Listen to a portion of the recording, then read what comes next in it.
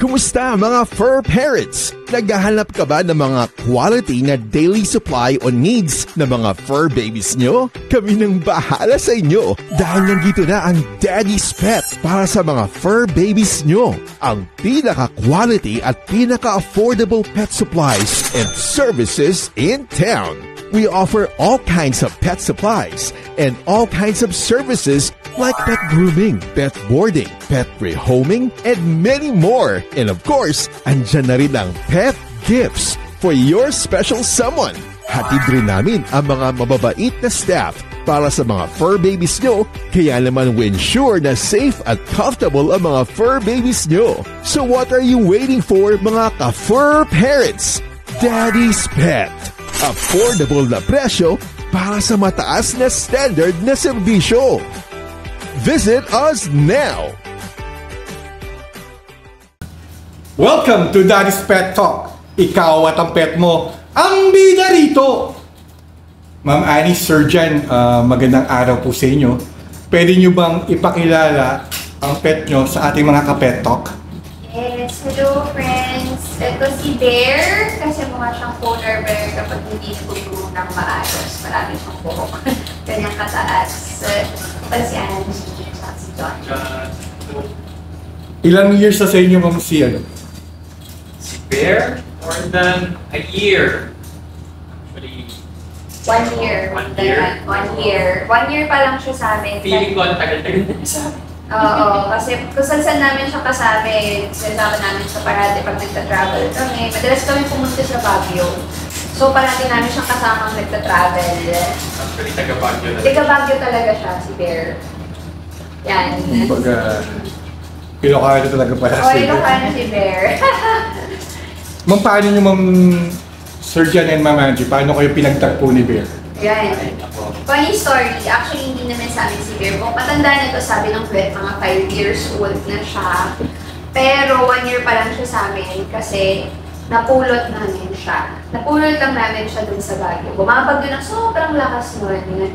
Tapos, makita namin siya sa road, nagdadrive si John nun. Yes. Tapos, Super dilim, fast ang gulan. Oo. Biglang napansin ko, uy, may aso. may aso, naiika-ika siya, hindi siya nakakalakad ng maayos. So, sabi ko, bumaba ako sa car, sabi ko, come here, gawin ako.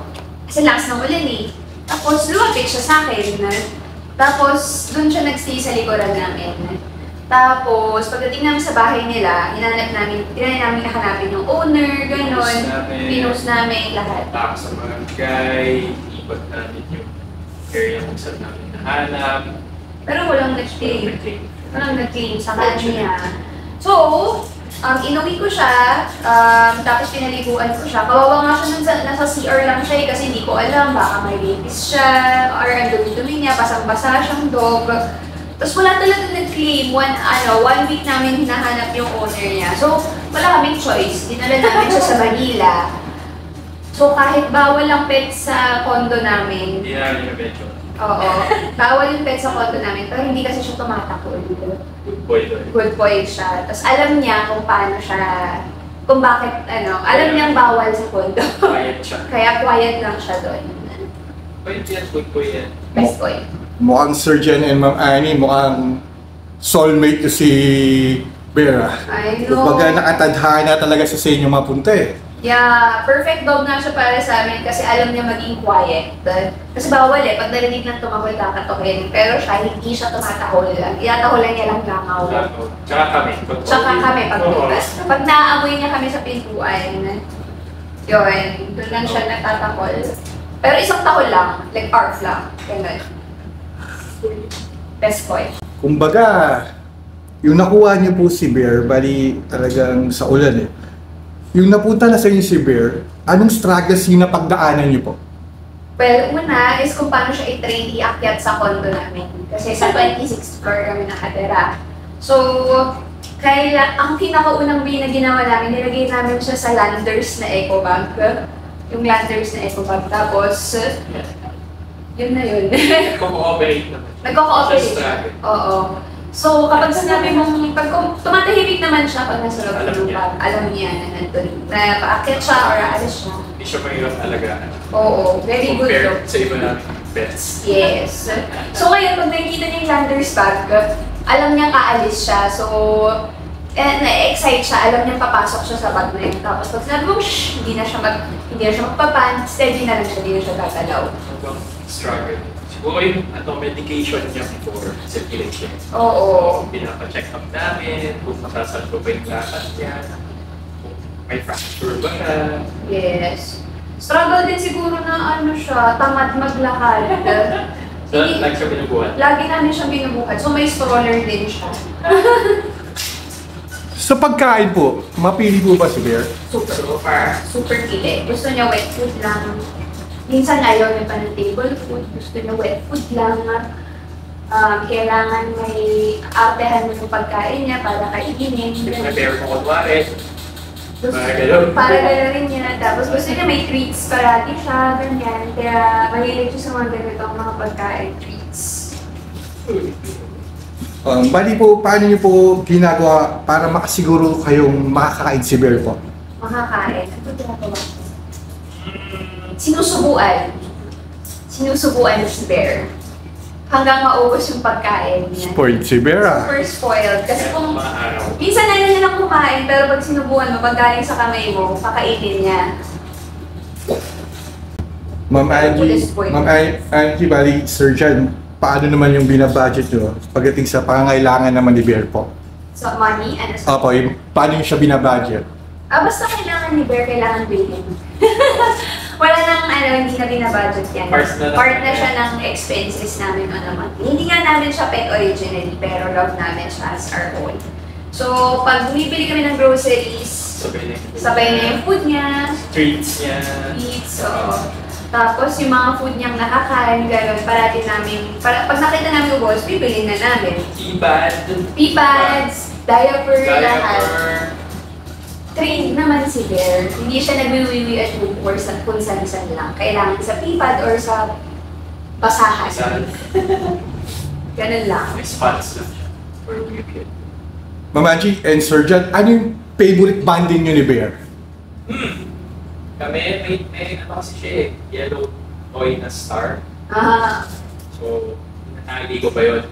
Para habul-habul niya. Kasi tamad na siya. Hindi siya naglalaro ng hindi gumagalaw. Kasi yung mga gumagalaw na. Gusto gumagalaw na toys. Tsaka papel. Yeah. Gusto niya papel. Na ayaw niya ng blank. Gusto niya dapat may nakasulat. Oo, gusto niya ng papel na dilaw. Yellow pad. Yellow pad. Favorite niyang Sticky toys. notes. Yeah. Sa nakikita yung pag-aalaga nyo kay Bear, talagang itinuri nyo na po siyang parang baby nyo. Tapos kasi sa akin, Ma'am Sir, bali, ang utak talaga sa akin ng mga pets is 2 years old to 9 years old. Yun talaga yung tingin ko sa kanila na observant sila, nakakaintindi sila eh. Alam mo yung emotion, Yes. yung love nila, parang baby silang tao, ma'am. Kapag may lakad po yung pamilya nyo, sinasama nyo ba si Bear? Halimbawa sa mall, out of town, or baka pwede nyo ikwento po, ma'am? Actually, kasama namin siya the last 7 days. Yeah. Nag-Luzon loop kami. Wow, sarap naman! So, galing kami Manila, tapos punta kami ng Cagayan. So, dahil may bagyo, umikot kami pa Ilocos Sur, Ilocos Norte. So, Stranded kami doon Stranded sa kami. beach. Oo. Beach pa siya. nag-beach. For 2 days. Yeah. So, gano'n siya, nag-La Union kami. Ganyan. Sinasama namin siya kapag out of town usually. Pero kapag day-to-day lang, kunyari may bibilit sa grocery, kasi bawal yung mga gano'n eh, bawal mag-pets. Yung parang ipo-project namin na pupunta kami sa lugar na bawal yung pets. Ganyan. Friendly. Kailangan pet-friendly yung place bago namin siya isama. So, lahat ng hotel na binook namin doon, kailangan pwede si Bear. Kahit na medyo mas mahal. Nga. Yan. Sir Jan, Ma'am Angie, meron akong tanong. May tinatawag kasing alpha. Sa pamilya nyo, sinong alpha na sinusunod ni Bear? Wala. Wala siyang pakialam. Depende sa araw. Wala siyang pakialam on a normal day. Pag tinawag ko siyang come here, hindi niya, sobrang tamad niya. Sobrang tamad niyang aso. Mas gusto niya, well, baka dahil hindi siya nakakalakad talaga. Kaya hindi siya sumusunod kapag sinabi mong come Pero here. nag-work yung Pero nag-walk yung tail niya. Alam niya. Di ba, Bear? Baby. No, alam niya. Pero wala siyang sinusunod eh. Depende lang. May araw. May araw lang. Nung dumating, Bali, ma'am, sir, yung dumating si Bear sa buhay nyo, ano yung pagbabagong nangyari? Ako kasi madami talaga akong pets eh. So, may mga cats and dogs din ako. Siguro, dito kasi sa Manila, bawal ng pets. Dati sad, dull, kasi wala. Kami dalawa lang magkasama, work sa bahay, yun, ganun lang yung normal na araw. Pero nung nagkaroon kami ng dog, kinakausap ka maya-maya, kahit di ako sumasagot. At saka gusto mo umuwi ka agad. Yun, gusto mo umuwi ka agad pag nasa labas kasi Uy, si Bear! Ganon. So kahit pwede kami mag-overnight sa isang place, hindi namin pwedeng iwan ng matagal si Bear. Kasi hindi siya kumakain kapag wala kami. Inaantay niya lang namin umuwi. Hindi siya nag-i-eat or nag-wiwiwi or pupo. Hindi. Kailangan niya kami nantayin. Tapos sa isang pwesto lang siya. Happy change. Responsible change. Yun nga, ma'am. Ma'am, bali, Sir John and Ma'am Angie, anong gusto niyo sabihin kay Bear? Kasi, sabi niyo, 5 years na, 5 to 10 years from now, baka edad niya 10 to 15 years. Kasi, ito, mababalikan niyo itong interview na to eh. Ito yung sinasabi na whatever happens, mapapanood niyo to, for keeps nga tinatawag to. Anong message na gusto niyo sabihin kay Bear? Si Bear, super duper love ko to. Alam naman niya yung sinasabi ko sa kanya araw. I love you so much. Pinagkakaitan ng I love you. Yeah, always. Inahag siya everything. Hindi ko ma-imagine yung life ko honestly ngayon na parang hindi namin pinulot si Bear, ganyan. Hindi ko ma-imagine kung ano yung naging future ni Bear kung hindi namin siya pinulot. Kung ano nangyari sa kanya, sino nag-alaga sa kanya, kung nasa street pa rin ba siya, hindi nga siya nakakalakad, kasi umuulan nun. He might have died kung hindi namin siya pinulot. Pero he's here and he's the best dog ever. Our visitors love him. They always give him belly rubs and head rubs because he's such a sweet, sweet, nice boy. He doesn't fart, he doesn't bite, and he's the nicest. He's the nicest dog ever. Sweet naman ng message niyo po. Ako, I love you, baby boy. Baby boy. Tsaka, makabait. Always po. Makabait. Always. Mabait naman siya always. Sana mabuhay ka ba ng matagal? Kasi, pagdalag ka na. Ano pong may papangako niyo naman kay Bear habang nandito siya sa dating ito po? Si Bear, parado natin iisipin kung ano pinakamasarap na food. Yun ang promise kay Bear na habang may pera, kami, always masarap yung food niya. Hinahanapin namin yung best food para sa kanya and best toys niya. And then, sasama siya kapag out of town, dapat pet-friendly lahat. May nag-claim pa sa'yo. Hindi, content claim sa akin, hindi na babalik. Promise. Hindi na babalik sa original owner, kung sino ka man, kasi... Kawawa. Buti na lang kami nakakulang. Yun ang sinasabi na. Ma'am Sir, sa kwento niyo po, napapabilib po ako kasi alam ko second time niyo na pumunta dito sa Daddy's Pet. Nung first time na kwento niyo na sa akin si Bear po. Tapos, yung idea ko na isang balik niyo rito, hindi ko kayo papakawalan sa interview. Kasi maraming nanonood sa atin na hindi ganyan yung naging experience. Parang mabilis lang nila nakuha. Kayo talagang iba yung experience niyo kay Bear po.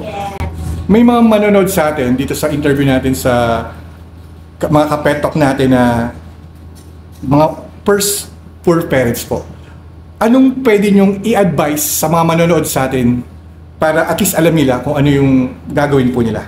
I guess for me, my advice is to maintain the love at first sight until forever because pets are always a commitment. So, as much as possible, if you want to keep a pet, don't let your love for it the first time diminish. Na engage mo na lang sila eventually, na you won't take care of them, and you won't give them the same level of affection as the first few weeks, diba? Kasi maraming mga pet owners na ganun eh. Oo, parang cute lang, kaya nila binili. Pero, tingnan mo si Bear, mahirap alagaan, hindi naglalakad ang arte sa pagkain. Pero kahit na ganun siya, kailangan committed ka sa pets mo. Hindi lang sa tao may commitment, kailangan sa animals din. What you? Kabaan nyo. Kabaan yung pasensya nyo kasi yun nga, yung IQ nila ay equivalent sa mga 2 to 5-year-olds. Yeah. Also, may silang buhay nila. Yes! So, make sure na they are taken care of, they are loved. Kasi they have nothing but love to give. Yes. Love ka lang talaga nila, kaya Pagalitan mo yan, love ka nila ba? Huwag mo na lang pagalitan. Tawa mo na lang. Best dog ever. So, gano'n ka na sa owners, like, hindi namin pinapabayaan si Bear, kahit na hindi siya sa amin tumigil with. Pero I'm claiming him. Always my best boy. Ako po, mama. Talagang yung kwento niyo po nito, ma'am, talagang ako po'y taas ang kamay sa pagmamahal niyo kay Bear po. At nakikita ko rin naman kung gaano rin kamahal kay ni Bear po eh. Nagpapasalamat po talaga ako na pinaunlakan niyo itong interview, itong Daddy's Pet Talk, at sana yung mga manonood ng mga Pet Talk natin, malaman nila na yung pinagdaanan ng experience na to, kasi wala pang gumagawa nito na vlog na between the owner and the pets po. Yes. Na ipagmamalaki nyo kung anong saan nyo napunta, saan nanggaling yung pets nyo. Gusto kong maipagmalaki nyo po dito sa Daddy's Pet Talk. Yes. Ma'am, baka Sir John and Mama G, baka meron kayo isa-shoutout po dyan. Hi, friends. Hi, friends. We're here. Okay, kumahal sa FYP nyo. Yes, hello. Mag-room kayo dito. Mag-room, the best dito. They take care of their pets. Also, mahirap to in-group, pero dito. Makaka-handle sa kanya. Which is why babalik kami dito. Babalik pa rin in the future para mag-groom si Bear. Kasi this is a very difficult dog to groom. He's a very maarte dog. Sir John, Mama G, sa mga nanonood ng Daddy's Pet Talk, please like, share, and subscribe kung nagustuhan nyo yung interview natin kay Bear. Baka kayo naman sa susunod ang ma-interview ng Daddy's Pet Talk. Sir John, Ma'am Angie, Bear, kayo ang bida rito, Daddy's Pet Talk. Maraming salamat. Maraming salamat po talaga. Godspeed po sa inyong dalawa po at sa inyong pamilya.